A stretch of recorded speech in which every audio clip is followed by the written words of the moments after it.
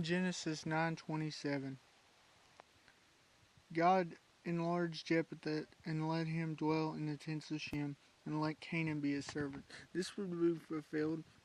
The tents of Shem would be more than the rest of them, and so, um, and Canaanites would eventually pass for the most part, but the rest of the world, the Gentiles, Jephthah, we are blessed because of Christ who came through the line of Shem, the Israelites.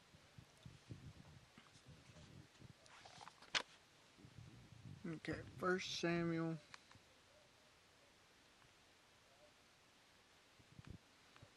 6, 17 and 18.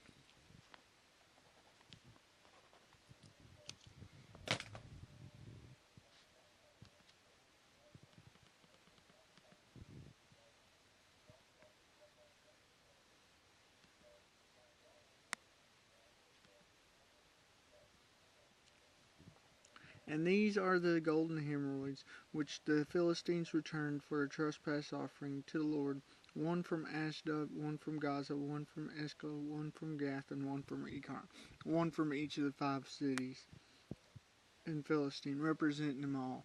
Representing what God afflicted him with was a hemorrhoid. So they give it back, saying, well, you afflicted us with this. It's a symbol of them recognizing the entire people were infected by the God of Israel because in their repentance. And the golden mice, according to the number of all the cities of the Philistines, belonging to the 5 lords. So the mice would have been much more. The mice, they may have been mice, most likely part of this plague.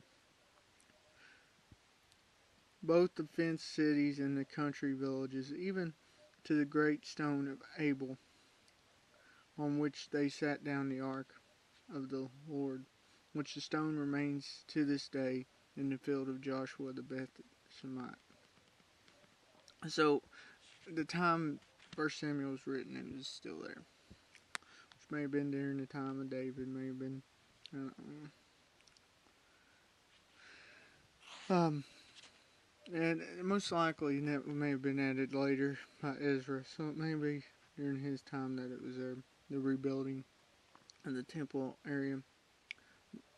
The stone,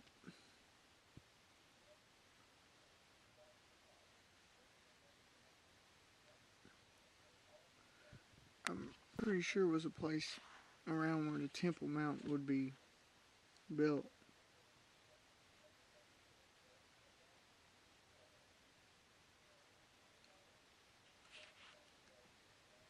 Um, Not exactly the area, but it would be an important place for a while. And so they're making penance for everything, all the people. But they're not turning to God. Oftentimes we can try to be like, well, I'm sorry, but we never turn to God. Without actually turning to God, yeah, Christ died for us. But without us actually turning to Him, making Him Lord, knowing that He died for us, being sorry, isn't good enough. We have to make Him Lord. Because without doing that, we may have a head knowledge of who He is, we may know who He is, but we're not allowing Him to be who He is. And the same thing for them. They recognized who God was and the power of Him, but they were just saying, okay, get this on, thank you for removing this, and not submitting to Him as Lord. They weren't becoming worshippers of God. And that would have been where the distinction is. Oftentimes people may even go to church, but they ain't allowing the Lord to lead their life every day.